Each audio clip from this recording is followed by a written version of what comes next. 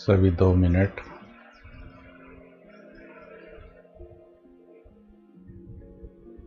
सब तरफ से ध्यान हटाकर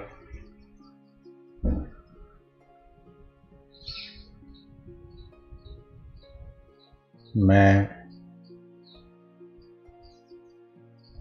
एक प्रकाश स्वरूप आत्मा हूँ।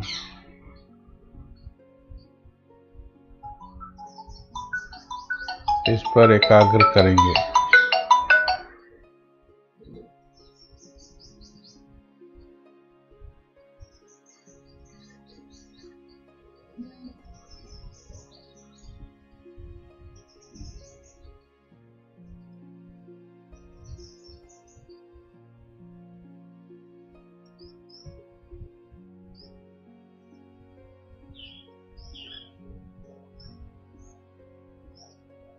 प्रकाश स्वरूप आत्मा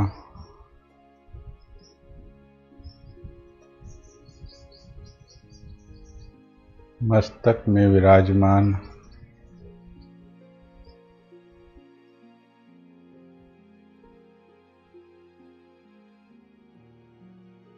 अपने तीसरे नेत्र के द्वारा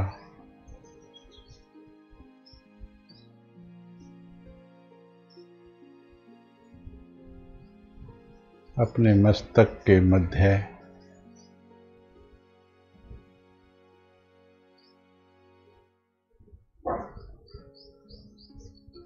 स्वयं को महसूस करें।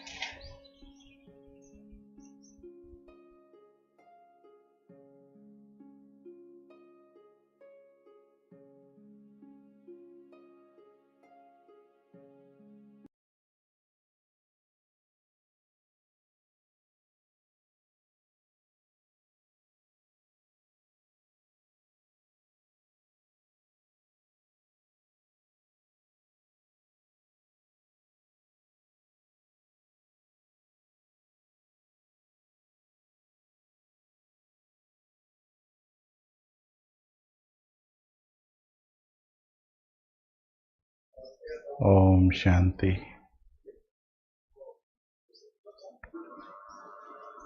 आप सभी का हार्दिक स्वागत है आज के इस प्रातःकालीन सत्र में।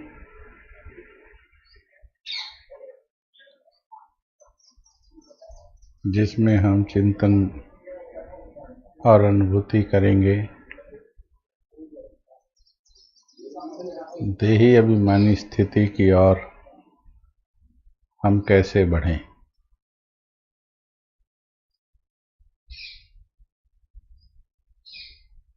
अगर पूरे ज्ञान का सार देखा जाए तो ये विषय सारे ज्ञान का सार है और लक्ष्य यही विषय है,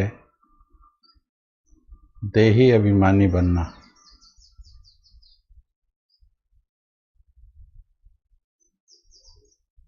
तो आज हम चिंतन करेंगे कि देही अभिमानी बनने के लिए किन फैक्टर्स का ध्यान रखना चाहिए।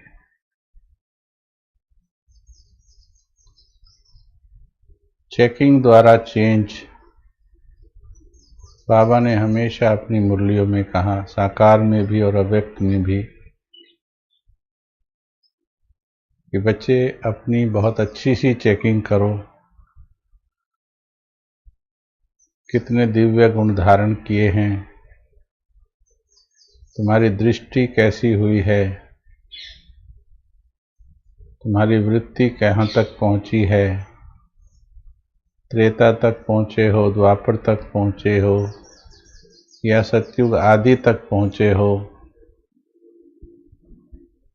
तो बाबा ने सब चेकिंग करने के लिए बोला बाबा ने। तो हम चेक करें कि हम कहाँ तक पहुँचे हैं।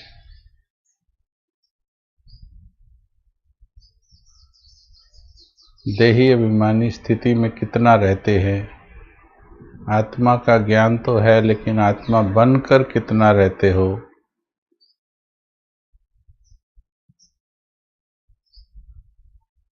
जैसे हमें पुरुष और नारी पन की स्मृति रहती है, तो आत्मा की स्मृति कितनी रहती है।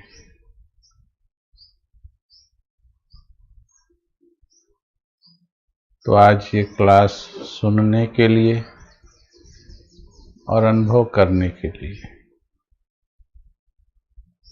भाषण की विधि से ना तो हम बैठे हैं और ना ही भाषण की विधि से आप बैठे, सुनने की विधि से सिर्फ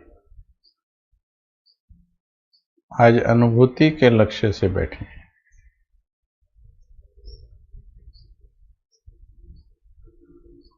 आज हम इस 1 घंटे को योग समझते हैं,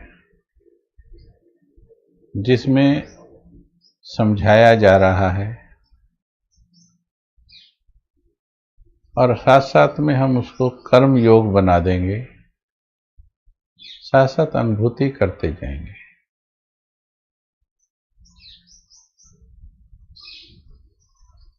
तो जब भी हम कुछ सुनते हैं या बोलते हैं, निरंतर जैसे हमें अपने इस साकारी देह की स्मृति रहती है कि मैं पुरुष हूँ, मैं स्त्री हूँ, मैं लड़का हूँ, लड़की हूँ, मैं बड़ा हूँ, मैं छोटा हूँ, मैं अमीर हूँ, मैं गरीब हूँ, मैं माँ हूँ, मैं पिता हूँ, मैं भाई हूँ, मैं इंजीनियर हूँ, मैं डॉक्टर हूँ। ये जितनी भी आत्मा ने देह और प्राप्तियां प्राप्त की है, उन सभी की चेतना थोड़े दिन के अभ्यास के बाद इतनी पक्की हो जाती है, फिर वो जीवन भर उसको भूलता नहीं है।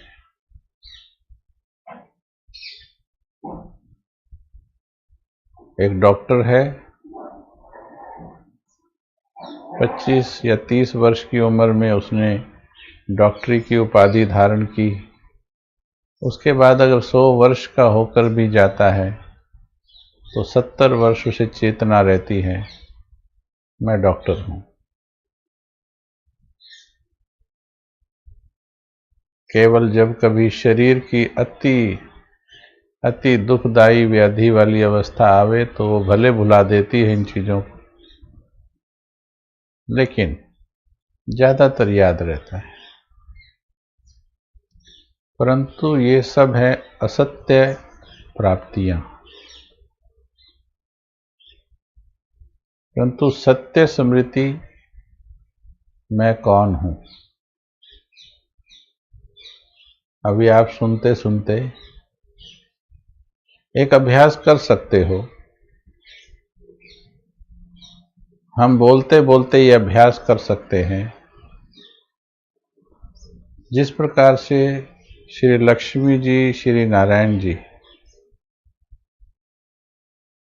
या सतयुग के कोई भी देवी देवता जब आपस में एक दूसरे से बात करते होंगे तो एक दूसरे से बात करते वक्त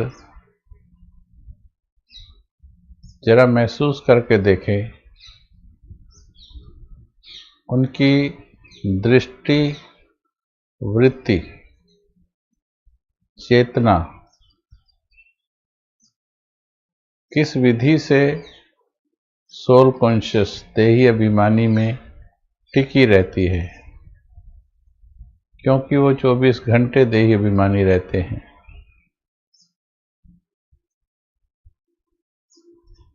ठीक उसी प्रकार से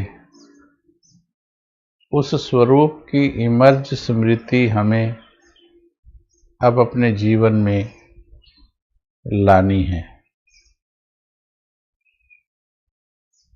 आज या फिर 2-4 क्लास भी इस विषय पर होंगी तो करेंगे। तो आज ये अनुभूति कीजिए कि मैं मस्तक में बैठी हुई आत्मा कानों के द्वारा सुन रही हूं, पर सब कुछ सुनते हुए भले बीच में कुछ आंसर भी देने पड़े, उत्तर देते हुए भी मैं मस्तक के बीच बैठी हुई आत्मा हूं, मस्तक से ही मैं आदेश प्रवाहित कर रही हूं। ये जो चोला पुरुष और स्त्री का है, इसकी चेतना से मैं उपराम हूं, अलग हूं। आप देखिए सामने देवी देवताओं को, किस प्रकार से वो चलते फिरते रास करते भी चेतना कहाँ टिकी होती है, इस बात पर ध्यान देंगे, इस बात को इमर्ज करेंगे।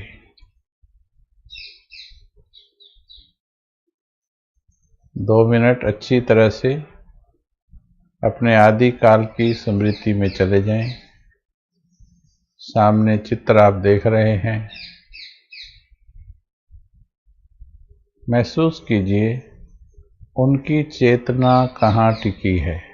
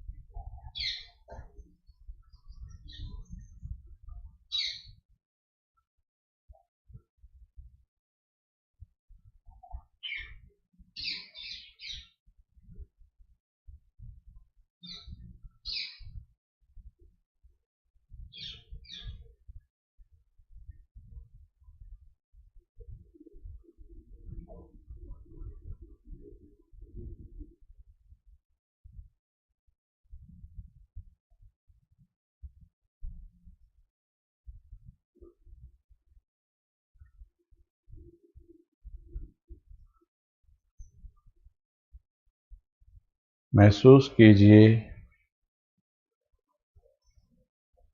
धरा पर आकर पाठ बजाते हुए भी बाबा की चेतना कहाँ टिकी हुई है। सुनाते हुए, भोग स्वीकार करते हुए भी चेतना कहाँ टिकी है। और साथ में दादी की चेतना को भी देखना,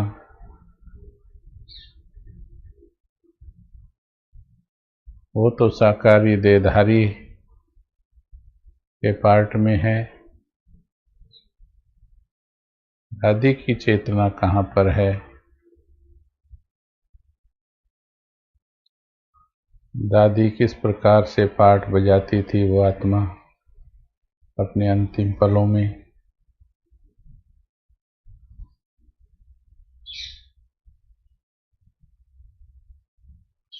बाबा जब आकर ज्ञान सुनाते हैं, हमारे साथ रमणीक रोल प्ले करते हैं,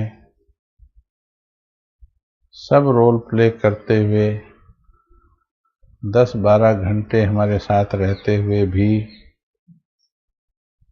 कहाँ टिके रहते हैं?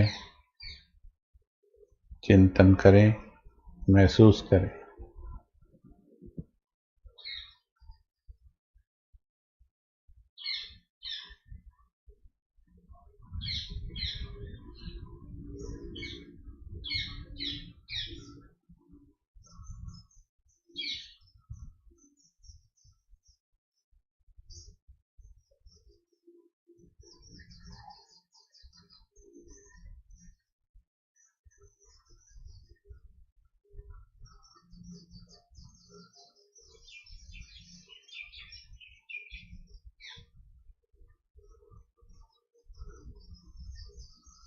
आदि काल में अपने देव स्वरूप में, चाहे हम छोटे बच्चे थे, चाहे माँ थे, पिता थे, चेतना पर ध्यान दीजिए। उन बच्चों के रूप में भी चेतना कहाँ टिकी थी?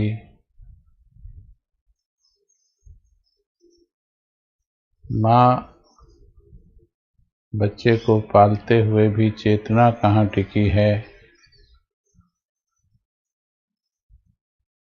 क्या चेतना में कोई विकार है?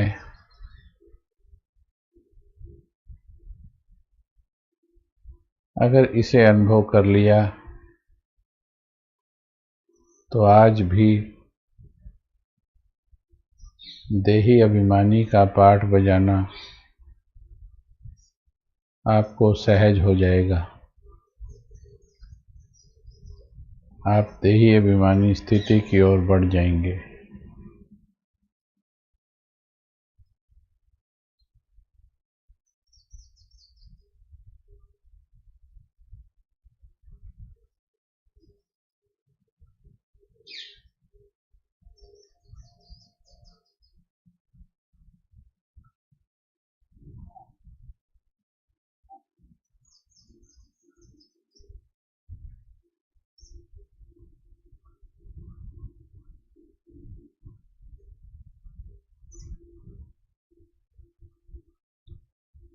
अब सूक्ष्म लोक की ओर चलें। 51 वर्षों से बाबा सूक्ष्म लोक में बैठा है।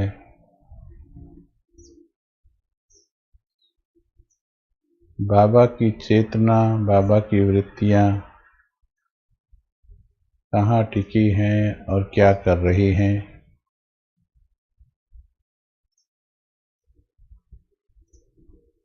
अच्छी तरह से चित्रण करें।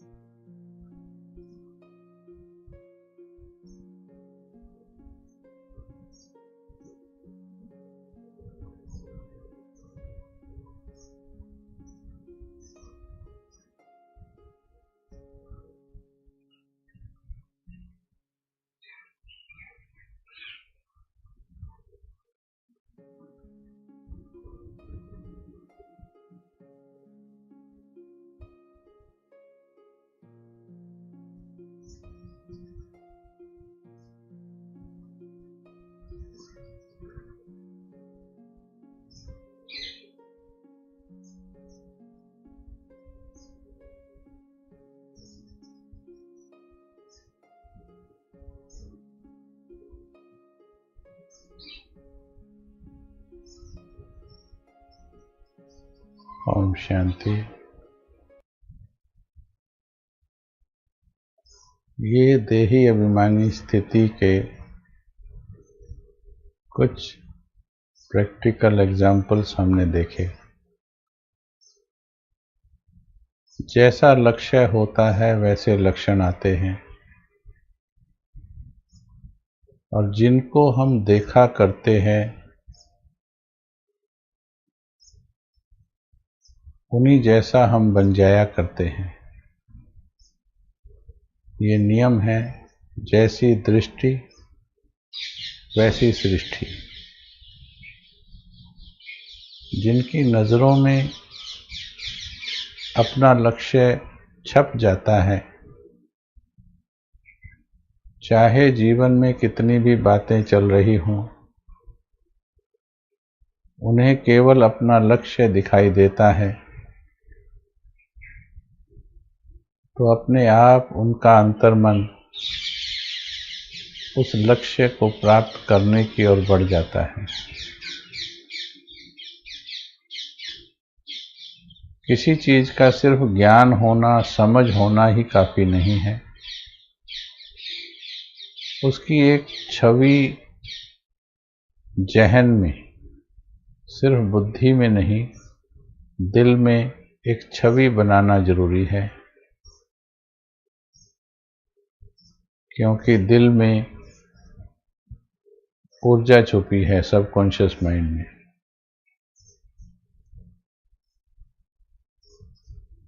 तो अभी बताएं, ये सब जो आत्म अभिमानी स्थिति के एग्जाम्पल बताए, उनमें क्या चीज नोट की आपने?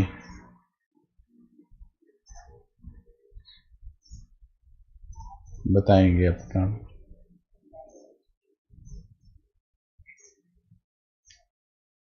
क्या चीज नोट की? आज हम स्टडी कर रहे हैं, देही अभिमानी स्थिति की स्टडी कर रहे हैं हम कोई।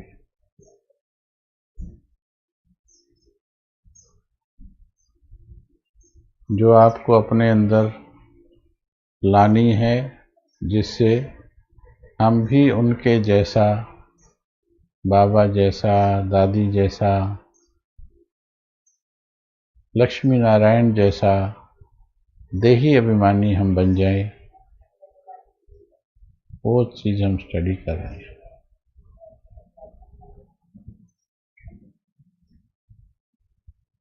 मस्तक के बीच चमकती मणि, ये तो ज्ञान का पॉइंट हो गया। ये तो वैसे भी मालूम है।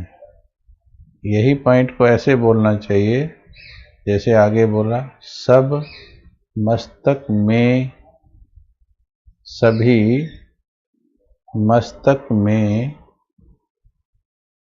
टिके हुए हैं। ये ठीक बात है। सभी मस्तक में टिके हुए हैं। सभी की दृष्टि मस्तक पर थी, ये ठीक बात है। सब अपनी सीट पर बैठे हैं, ठीक बात है।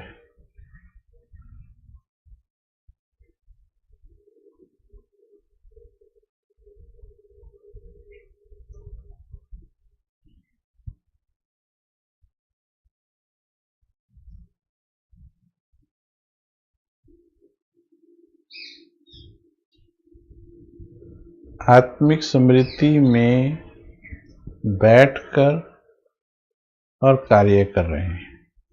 अभी चेक करो, क्या आप जो चैट पर लिख रहे हो, लिखते हुए भी जो सुन रहे हो, सुनते हुए भी, या हम बोल रहे हैं, बोलते हुए भी, क्या चेतना यहाँ पर लक्ष्मी जी और नारायण जी की तरह है? आज महसूस करो इसको। आज अगले आधे पौने घंटे और निरंतर ये महसूसता होती रहे कि मैं आत्मा लिख रही हूँ, मैं आत्मा बोल रही हूँ, मैं आत्मा हूँ, ये मैं नहीं हूँ, ये शरीर है, ये मैं नहीं हूँ। ये इस मुख के द्वारा मैं बोल रही हूँ, मैं तो एक प्रकाश हूँ और मेरे कारण ही इस शरीर में चेतना है। मैं इस शरीर को छोड़ दूं तो ये जो बोलने का कार्य हो रहा है, ये जो सुनने का कार्य हो रहा है, ये शरीर न सुन पाएगा न बोल पाएगा, क्योंकि सुनने वाली बोलने वाली मैं आत्मा हूँ।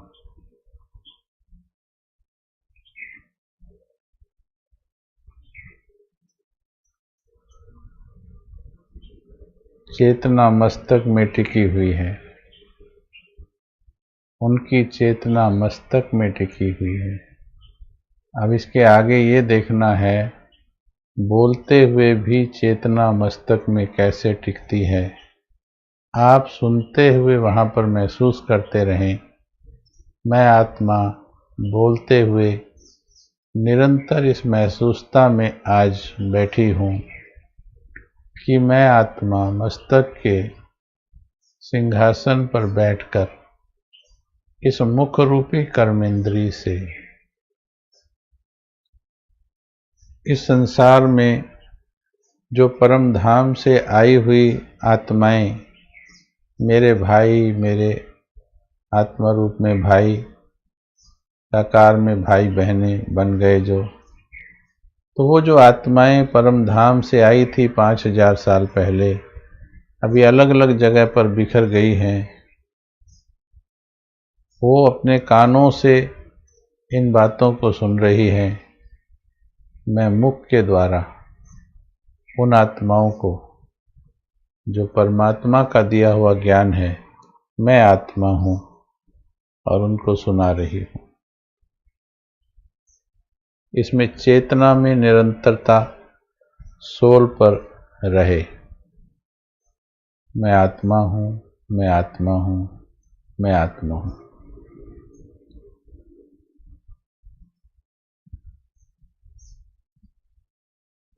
जो प्योरिटी, पीस, शांति लिख रहे हैं, वास्तव में वो शांति में टिकने का प्रयास नहीं करते हैं। ना तो बाबा ये संकल्प करता है कि मैं शांत स्वरूप परमात्मा हूँ। अंतिम समय में दादी ने भी ये अभ्यास बंद कर दिया था, क्योंकि टिक गई थी। फिर वो अभ्यास करने की जरूरत नहीं होती है। न लक्ष्मी जी, न नारायण जी, न देवी देवताओं के बच्चे, छोटे देवता, वो भी अभ्यास नहीं करते कि मैं शांत स्वरूप हूँ, मैं आनंद स्वरूप हूँ। लेकिन मस्तक के बीच टिके रहने के कारण ये जो शांति, प्रेम, आनंद, खुशी है, ये वाले गुण निरंतर ही आत्मा से प्रवाहित होते रहते हैं। निरंतर आत्मा को उनकी अनुभूति होती रहती है। ठीक है, इसको अच्छी तरह से समझेंगे। दृष्टि मस्तक पर है, उसके कारण चेहरे पर रूहानियत है। जब आप चेहरे को देखते हैं तो चेहरे का रंग रूप प्रभावित करता है, तो देहाभिमान आता है। लेकिन मस्तक पर देखने से सभी के प्रति भाव एक समान आता है, तो उसके कारण उसमें विकार की परसेंटेज, देहाभिमान की परसेंटेज मिक्स नहीं होती। तो ईर्ष्या, द्वेष, नफरत, ये सब समाप्त होने लगते हैं मस्तक के प्रकाश से।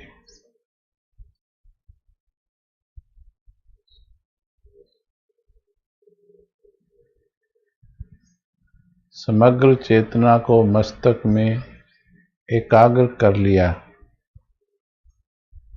वहाँ पर संगम पर एकाग्र कर लिया, वहाँ नेचुरल रूप में एकाग्र पैदा ही होते हैं। परम धाम से आत्मा आती है, वो एकाग्र ही आती है। लेकिन ठीक है, ये कर लिया नहीं, एकाग्र हैं वो। देह का दृष्टि का भान नहीं है।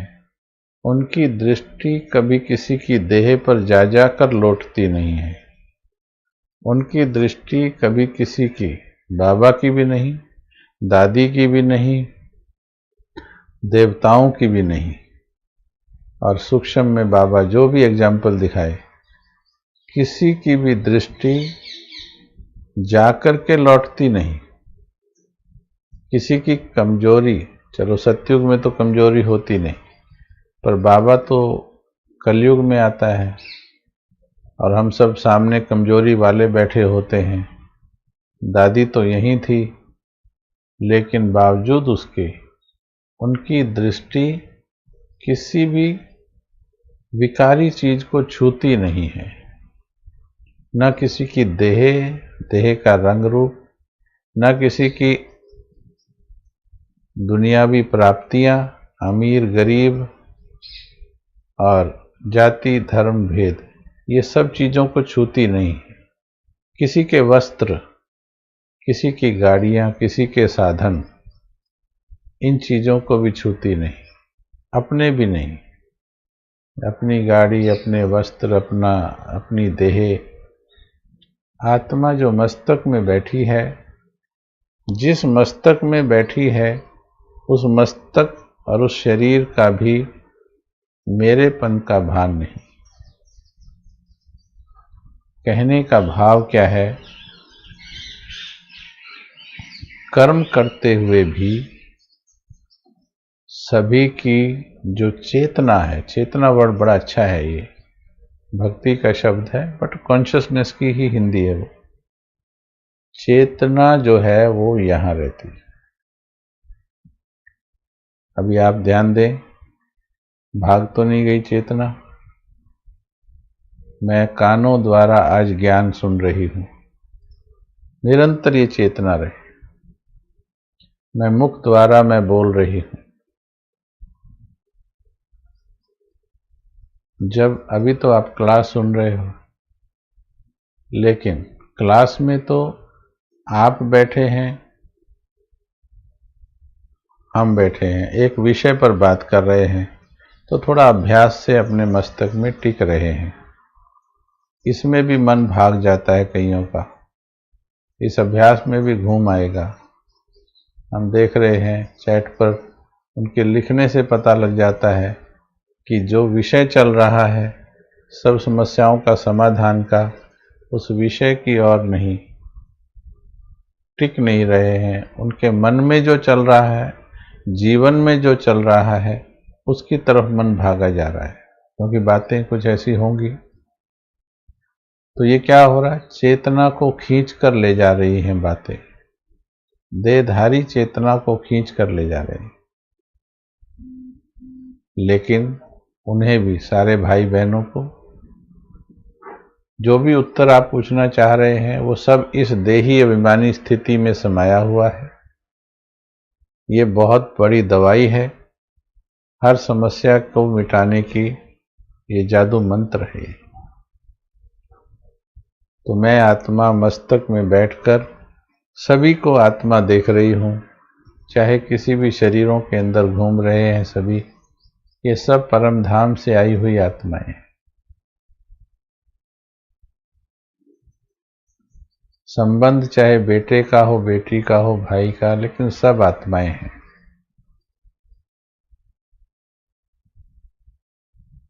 जब ये चेतना प्रकाष्ठा पर आ जाए या पावरफुल हो जाए, तो फिर जो दूसरी चेतनाएं हैं, मैं माँ हूँ, मैं भाई हूँ, मैं चाचा हूँ, मैं अमीर हूँ, मैं गरीब हूँ, वो सारी जो नेगेटिव चेतनाएं हैं,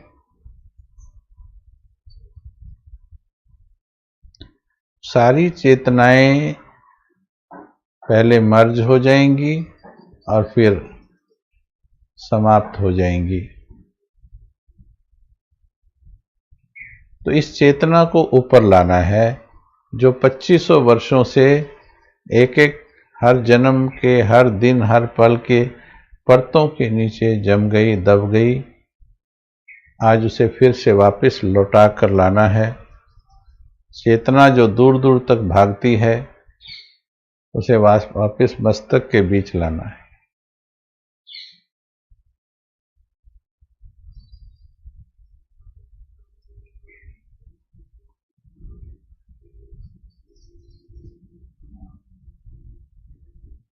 महसूस करो, मस्तक में बैठी हूँ, मस्तक में बैठी हूँ, सुन रही हूँ और चिंतन कर रही हूँ।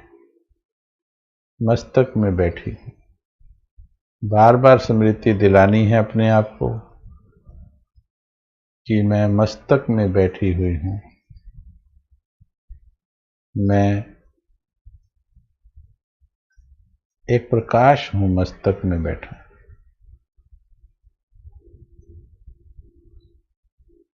ये जो आंखों से देह दिखाई दे रही है,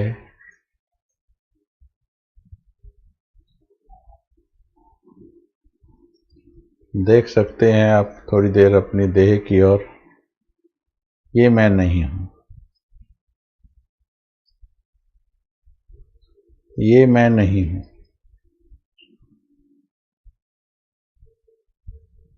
ये जो दिख रहा है ये मैं नहीं हूं, लेकिन इसके अंदर से जो बोल रहा है वो मैं हूं।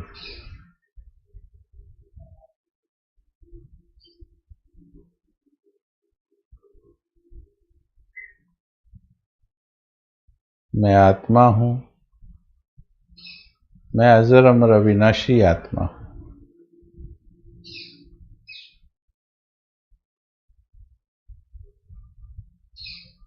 मैं अदृश्य ऊर्जा हूं, मैं एक चेतना हूं। 2500 वर्षों से ये स्मृतियां मन की जिन गहराइयों में दब गई, बहुत अभ्यास करना पड़ेगा हे आत्मन। ये अपने आप नहीं होगा, तुम्हें अभ्यास करना होगा।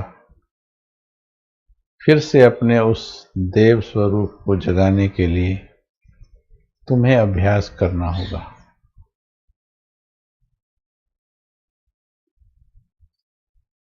तुम्हें अभ्यास करना होगा। बिना अभ्यास के ये नहीं होगा। उस अभ्यास के लिए ही ये विषय रखा गया है कि वो अभ्यास कैसे करें हम। तो जो अनुभव हमने उसमें किए और जहाँ तक सफलता पाई है, वो हम आपसे यहाँ शेयर करने के लिए मैं आत्मा। शेयर कौन कर रहा है? मैं आत्मा, करण भाई नहीं। शेयर करने वाला करण भाई नहीं। करण भाई तो मुझ आत्मा के चोले को नाम दिया हुआ है। ये ज्ञान जो निकल रहा है वो तो मेरे अंदर से निकल रहा है, वो इस भाई के अंदर से नहीं निकल रहा, वो इस भाई के अंदर से निकल रहा। आत्मा आत्मा, भाई भाई।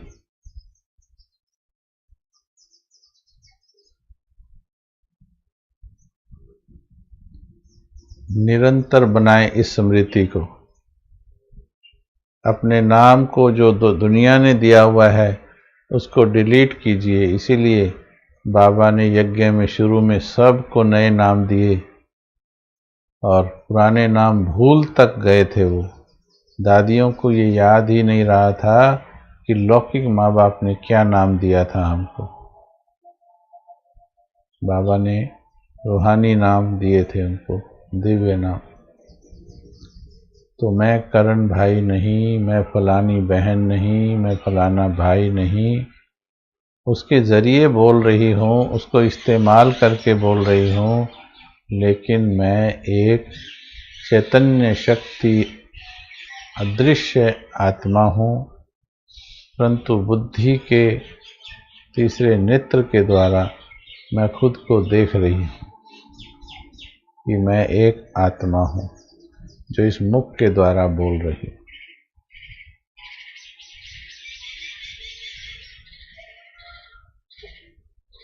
इसके लिए किन बातों का ध्यान रखना है इस स्थिति को बनाने के लिए लिखेंगे, अपने नोटबुक्स पर लिख लीजिए।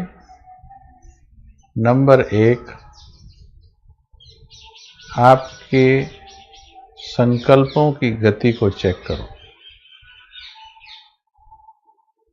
संकल्पों की गति अगर तेज है तो अनुभूति कम होती है। जितनी गति तेज है उतनी अनुभूति कम होती चली जाएगी। इसलिए योग में बैठने पर, कमेंट्रीज कराने पर, कमेंट्रीज की गति भी धीरे कर ली जाती है। और वैसे भी जब आपको ये कहा जाए कि थोड़ी देर देवता बनने की एक्टिंग कीजिए, उस एक्टिंग के दौरान भी जब रामलीला में कोई राम का पार्ट बजाता है तो देखिए उसकी चाल कैसी होती है। उन्हें तो फिर भी श्री राम का स्वरूप क्लियर नहीं, हमें तो बाबा ने बहुत क्लियर बताया है कि देवता कैसे चलते हैं, कैसे उठते हैं, कैसे बोलते हैं। तो चेक कीजिए, देवताओं के बोलने में, चलने में, सोचने में धैर्यवान चिंतन है, टिका हुआ चिंतन है। भले वहाँ नेचुरल है, वहाँ परिस्थितियों में चिंतन नहीं है, परंतु उस जैसा बनना है तो हमें परिस्थितियों में भी वैसा ही अभ्यास करना है।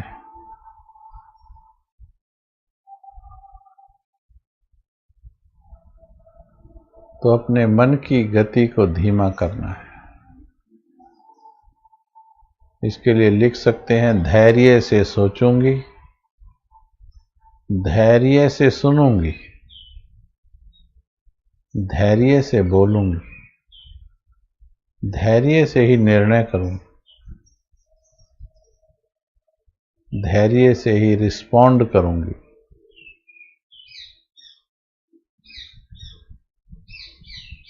जिनके मन में सुनने का धैर्य ना हो, अभी देही अभिमानी की बात चल रही, अगर सुनने का भी धैर्य नहीं, कम गति से सुना रहे हैं, अगर इस गति से सुनने का धैर्य नहीं तो वो बन नहीं सकते। देही अभिमानी के अंदर संकल्पों की गति कैसी होनी चाहिए। जिनकी कम है या कम करने का लक्ष्य है वही सुन पाएंगे, क्योंकि उनको अपने लक्ष्य की पूर्ति दिखाई दे रही है उसमें कि हाँ, ये जो बात हो रही है, इस विधि से अगर मैं धीरे धीरे चलूं, धीरे बोलूं, धीरे धैर्य से ही मैं हर बात करूं, कर्म करते भी धैर्य को जहाँ तक हो सके मेंटेन करूं, तो मैं कर सकती हूँ। मैं साथ साथ में ये अनुभूति कर सकती हूँ, मैं आत्मा इस मुख के द्वारा बोल रही हूँ, मैं आत्मा इस देह के द्वारा फलाना कर्म कर रही हूँ। जिस प्रकार से ड्राइवर जब कार चलाता है 50-60 की स्पीड 4 पहियों की गाड़ी में ऐसी होती है जिसमें ड्राइवर बिल्कुल निश्चिंत, लगभग निश्चिंत, हल्के से अटेंशन के साथ गाड़ी को ड्राइव कर सकता है 60-70 की स्पीड। वही अगर एक्सीलेटर 100 की स्पीड पर पहुंच जाए तो ड्राइवर के मन की स्थिति देखो क्या होती है। किसी भी पल भय होता है एक्सीडेंट का, प्रश्न होते हैं कब ब्रेक लगानी है, कहीं गलती ना हो जाए, कहीं दूसरा कोई ना मार जाए। कितना अंदर हलचल की स्थिति आ जाती है जब गति तेज होती है गाड़ी की। ये गाड़ी है, अगर इसकी गति तेज रखेंगे तो विचारों के एक्सीडेंट होने का खतरा बहुत ज़्यादा है। और जो देही अभिमानी की अनुभूति है, मैं आत्मा हूँ, वो भूल ही जाएंगे उसमें। ये हो ही नहीं सकता कि आप बहुत तेज गति से भाग रहे हैं, दौड़ रहे हैं, कर्म कर रहे हैं और आप टिके भी हुए हैं। ये नहीं हो सकता, खासकर बिगिनिंग में तो बिल्कुल नहीं। और जब ये स्थिति हो जाएगी वर्षों में, फिर अपने आप आपकी कर्मेंद्रियां शीतल हो जाएंगी। फिर आपकी कर्मेंद्रियां ही तेज बोलेंगी नहीं, फिर आपकी कर्मेंद्रियां ही ऊंचा नहीं बोलेंगी, ज़्यादा नहीं बोलेंगी, हाथ भी गलत कर्म नहीं करेंगे, क्योंकि अंदर से चेतना ठंडी, शीतल, शांत, पवित्र हो गई है। बाबा ने कहा तुम्हारी सारी कर्मेंद्रियां शीतल हो जाएंगी कर्मातीत अवस्था के नज़दीक जाते जाते। अगर हमारी कर्मेंद्रियां ठंडी नहीं हैं, मन के अंदर भी जिनके ऐसे बड़ी जल्दी उद्वेग उठते हैं, ऐसे अभी रिएक्ट करते हैं एकदम, किसी बात का भी जवाब, चाहे वो यहाँ पर भी पूछी गई बात है, इस बात का भी इतना जल्दी जवाब देने की हलचल होती है, वो तेजी भी देवताओं के लिए ठीक नहीं। उसमें भी धैर्य चाहिए।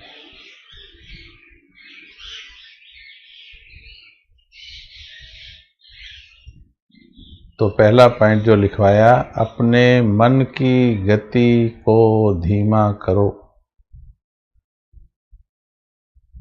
फिर उससे जुड़ी हुई बातें, धैर्य से सोचेंगे, धैर्य से बोलेंगे, धैर्य से सुनेंगे।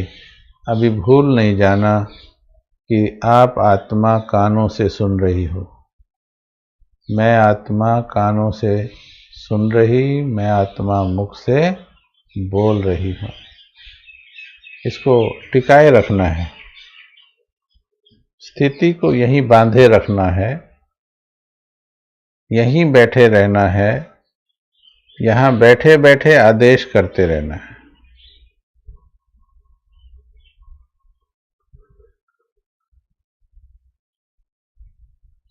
कर्मेंद्रियों को भी आदेश यहाँ बैठे बैठे करना है।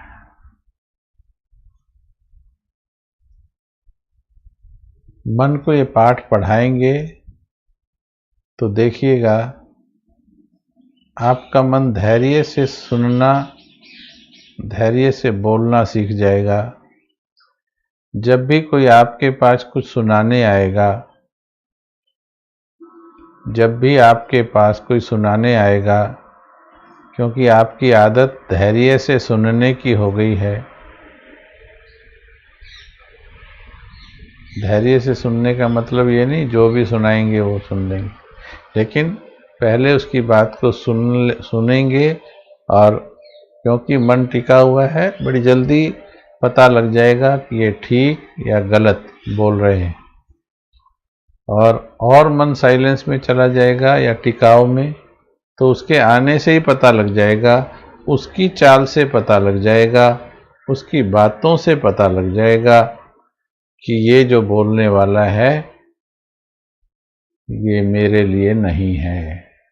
पहले से ही कैच हो, क्योंकि आप टिके हुए हो, आपका मन वहां से डगमग होना नहीं चाहिए।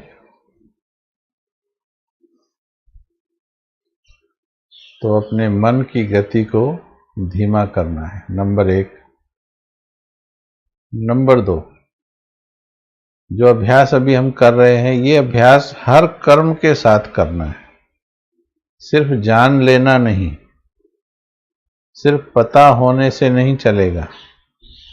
इस अभ्यास को जीना है, जानना नहीं है, सिर्फ इसको जीना है।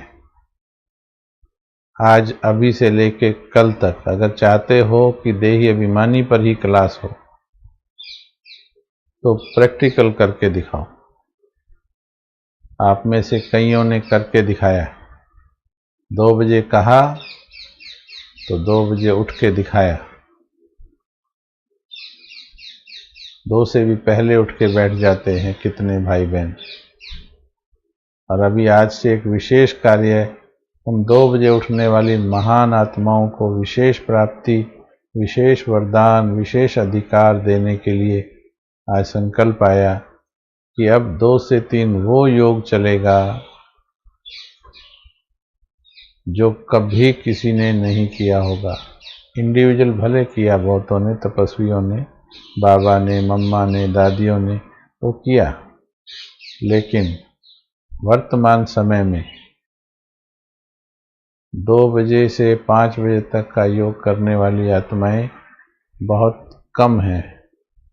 और उनमें से आप हो, कोटों में कोई आप हो, आपको बधाई हो।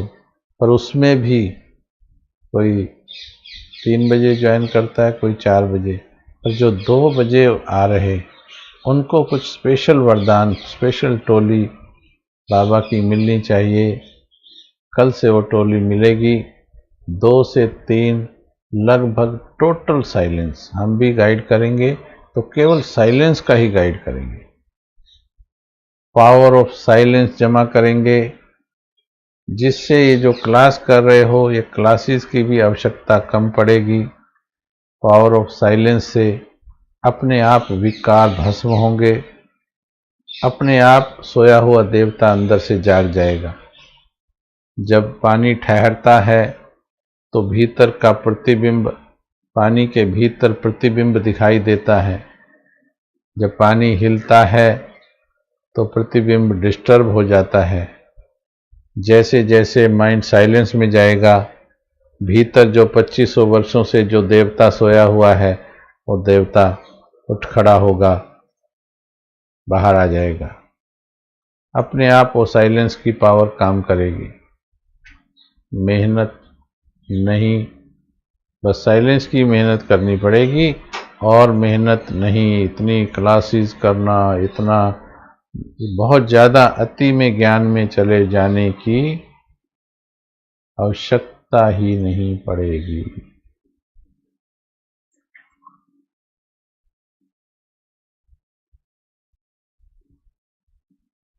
तो इसलिए अपने स्वरूप में धैर्य लेकर के आइए।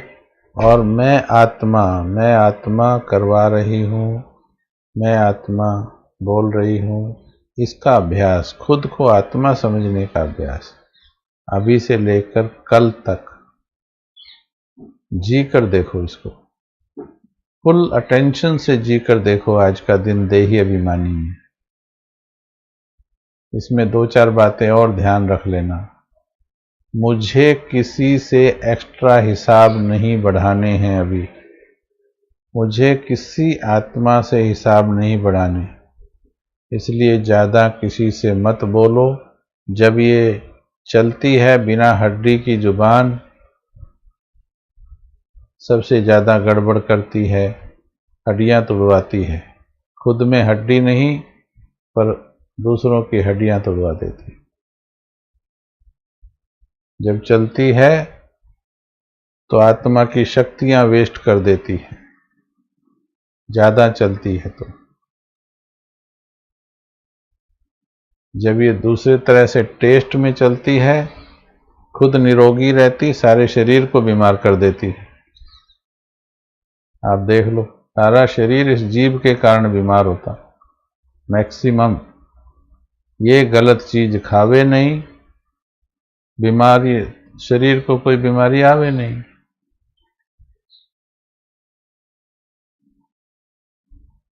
तो मुझे किसी से हिसाब किताब नहीं बढ़ाने, ना बेटे से ना पोते से। ध्यान दीजिएगा, आप ज्ञानी लोग बैठे हो भी।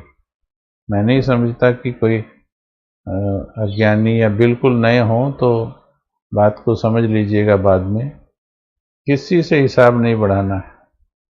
अब सिर्फ भगवान से नाता जोड़ना है, ना बेटों से ना पोतों से। ये गलत मोह के तार जुड़ गए थे, उन तारों को काटने की श्रीमत दी है भगवान ने। काटनी है उनसे, निभाएंगे सभी से, लेकिन लव और लॉ का बैलेंस रखते हुए निभाएंगे सभी से, परंतु चिपकेंगे नहीं किसी को, आसक्त नहीं होंगे किसी में भी, डूबेंगे नहीं किसी में, मेरी नज़र किसी में डूबेगी नहीं। ऐसे नहीं, पोते को देखा तो दिल मचल गया, कार को देखा दिल मचल गया, बेटी बेटा जमाई ये सब मचलाते हैं दिल को, भटकाते हैं, ये एनर्जी खा जाते हैं ये। मैं यहाँ बैठी हुई सबको आत्मा समझते हुए, सबको आत्मा समझते हुए मैं रोल अदा करूंगी। बस मेरा नाता, मेरा प्यार केवल भगवान से है और किसी से मेरा प्यार नहीं है। ये परमात्मा के साथ धोखा होगा अगर किसी और से प्यार करोगे तो।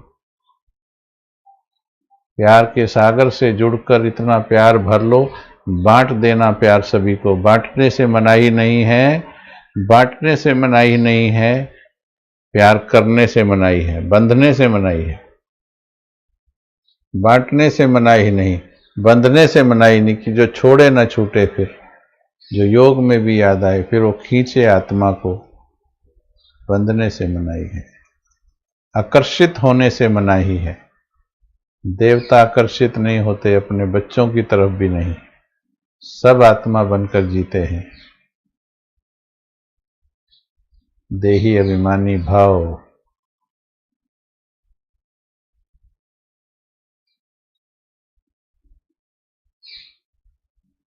अब घर चलना है, तीसरा पॉइंट। अब मुझे वापस जाना है, इसलिए वानप्रस्थी हो जाना है। चलो बैठो, अभी 2-3 मिनट बैठिए, टोटल देही अभिमानी होकर बैठो। अकेली आई थी, अकेले जाना है, किसी के साथ नहीं आई थी मैं। ये जो देह देख रहे हो अपनी, इसके साथ भी नहीं आए थे, ये भी यहीं ली थी, साथ लेकर नहीं जाओगे। सारी कोठियां, कारें, बंगले, गाड़ी, धन, संपत्ति, संबंधी सब यहीं छोड़कर जाना है। डिग्रियां तुम्हारी बक्सों में रखी रह जाएंगी।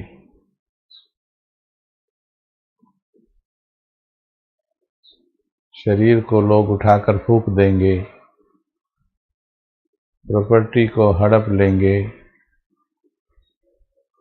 आज तुम्हारे नाम, कल किसी और के नाम।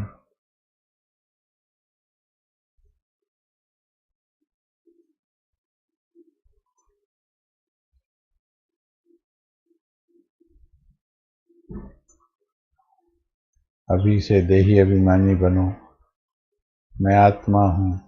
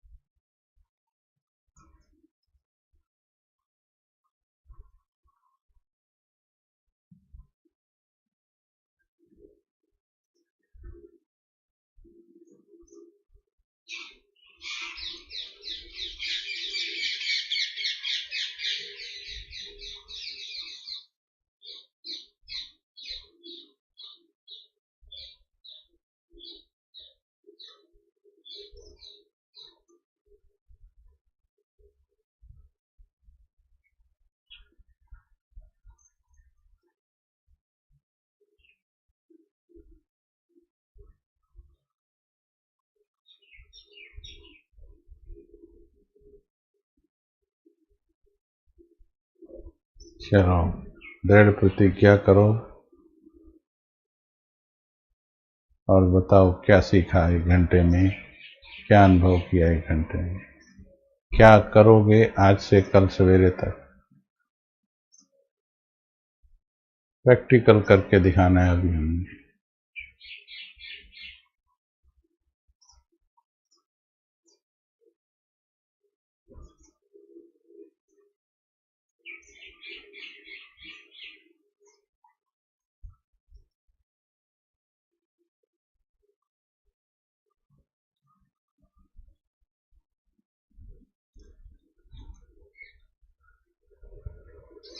अगर आगे की क्लास चाहते हो इस पर, तो सिर्फ सुनने के लिए नहीं, करके दिखाओ।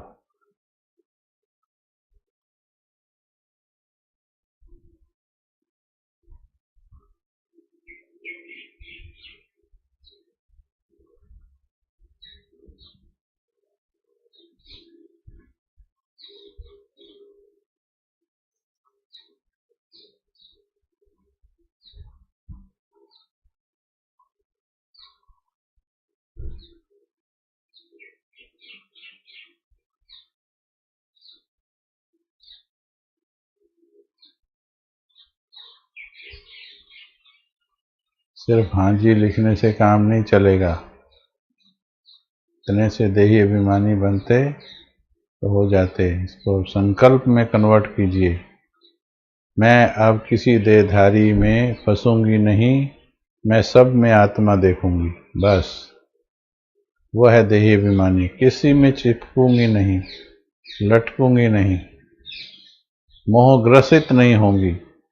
फिर कोई भी देहधारी हो, चाहे पति हो, चाहे वो बेटा बेटी पोता जमाई, सब कोई भी हो, देहधारी में कोई चिपकना नहीं है। लक्ष्मी जी बनना है। लक्ष्मी जी चिपकती नहीं है किसी को, नारायण जी चिपकते नहीं है किसी को।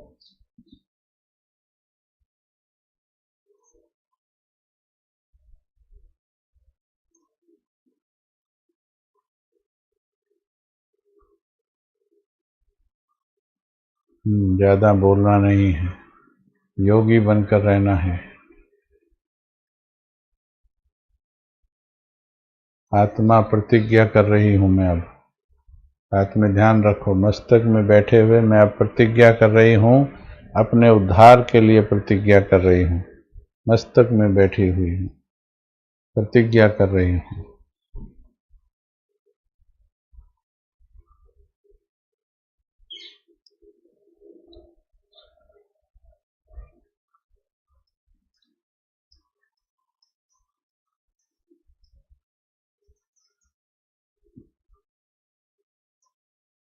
सच्ची बातें सुनना है। एक तो बताओ आज, क्योंकि थोड़ी दृढ़ता से, लंबे समय का लगा हुआ मैल, चाहे वो कढ़ाई में लगा हुआ है, चाहे वो आपके कपड़े में लगा हुआ है, चाहे वो आपके घर की दीवारों पर लगा हुआ है, चाहे शरीर के अंदर की दीवारों पर लगा हुआ है, उसको रगड़ा अच्छा देना पड़ता है। 63 जन्मों की मैल है, 63 जन्मों की जंक है। केवल ऊपर ऊपर से मुरली सुनने से दूर नहीं होगी।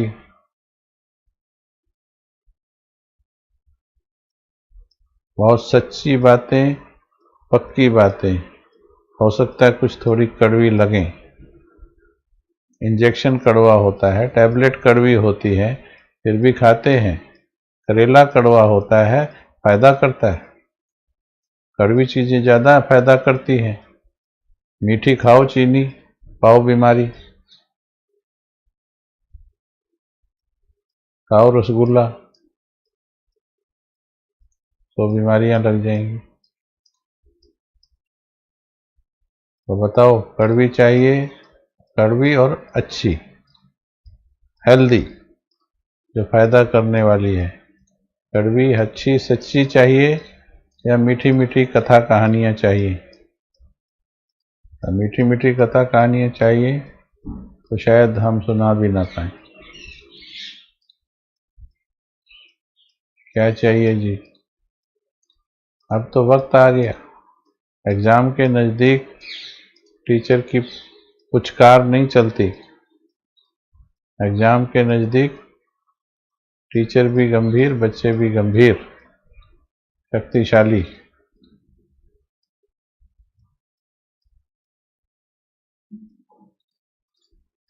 और दिल से अभ्यास करना पड़ेगा।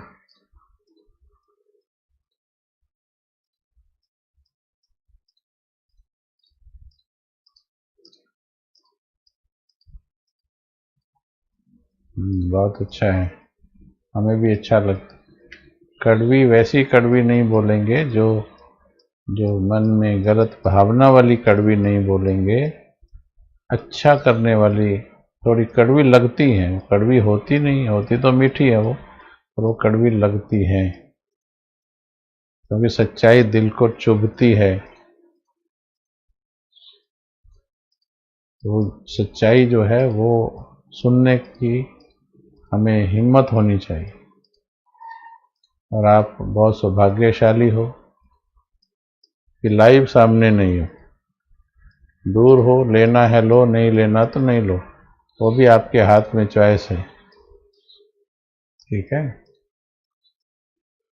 सामने क्लास करने वाले थोड़ा सा और पावरफुल होने चाहिए। बहुत अच्छा है, हमें भी बहुत आनंद आता है। वास्तव में ये कोई हमारा नहीं, बाबा की मुरली उठा के देखो, बाबा की मुरली सब बातें बोलती है। बच्चे, जो बाबा को चलाओगे फिर बाद में चिल्लाओगे, चिल्लाना पड़ेगा। मैं पूछूंगा धर्मराज बनकर, हम क्या कहते थे, तुम क्या करते थे, एक एक कर्म का हिसाब लूंगा। सब कहता है बाबा, अम्मा मरे तो हलवा खा, बेटा पैदा हुआ तो तुम खुश हुए, बोले भगवान ने दिया। बेटा मरा तो फिर रोए क्यों, भगवान ने दिया था ले लिया, रोए क्यों तुम।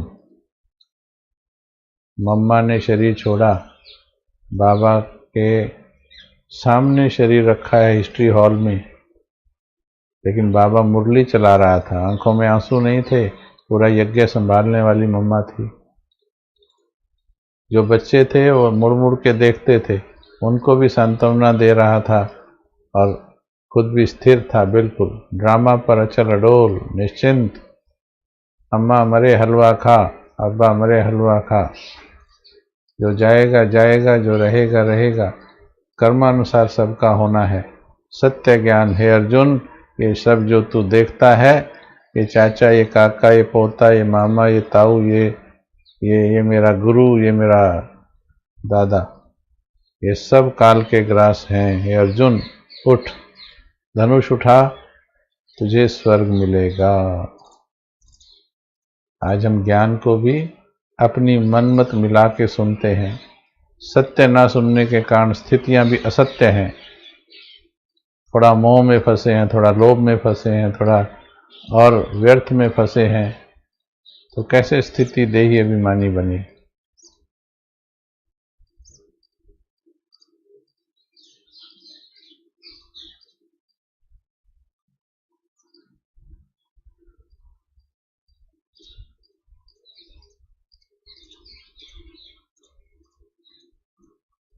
ओम शांति, ओम शांति, ओम शांति। कल मिलेंगे, बीच में तो मिलेंगे क्लास के लिए, इस शरीर में रहे तो कल मिलेंगे, और नुमा शाम में भी मिलेंगे वैसे, और अमृत वेला 2 बजे भी उनको मिलेंगे जो वंडरफुल साइलेंस के प्रयोग करने के लिए उपस्थित होंगे। अच्छा जी, ओम शांति, ओम शांति, ओम शांति।